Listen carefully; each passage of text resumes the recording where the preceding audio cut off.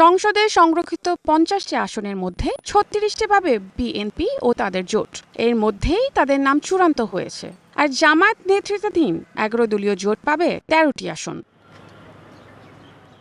বুধবার দুপুরে শুরু হয় মনোনয়নপত্র যাচাই বাছাই কার্যক্রম। কিন্তু নির্ধারিত সময় পর মনোনয়ন জমা না দেওয়ায় এনসিপির নুসরাত তাবাসসুমের মনোনয়নপত্র বাতিল করা হয়। আর সরকারি চাকরি ছাড়ার প্রমাণ জমা না দেওয়ায় স্থগিত করা হয় মনিরা শারমিনের মনোনয়ন।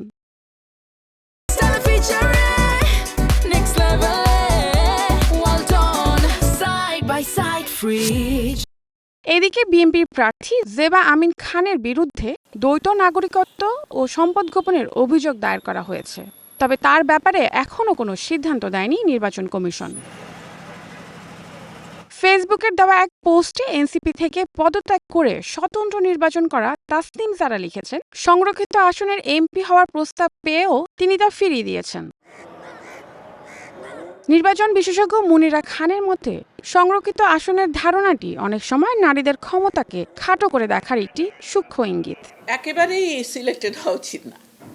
এটা আমরা বহুদিন থেকে ফেডারেশন অফ ইউনিভার্সিটি ওমেন থেকে শুরু করে আমরা প্রথম থেকে লড়াই করে যাচ্ছি যে এটা আমাদের জন্য অপমান মনে হয় আমার নিজের, যে আমি দেশের জন্য কাজ করব, আমি পার্লামেন্টে যাব, ৬টা করে কনস্টিটিউয়েন্সিতে একজন মহিলা দেওয়া হয়।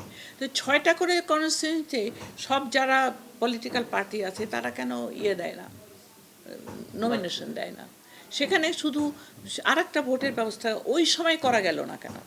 যদি গণভোট করা যেত তাহলে নারী প্রার্থীদের জন্য করা যেত না কেন? ত্রয়োদশ জাতীয় সংসদের সংরক্ষিত আসনের প্রার্থীদের মনোনয়নপত্র যাচাই বাছাই হবে বৃহস্পতিবারও। Ayesha Tumpa, one news, Dhaka.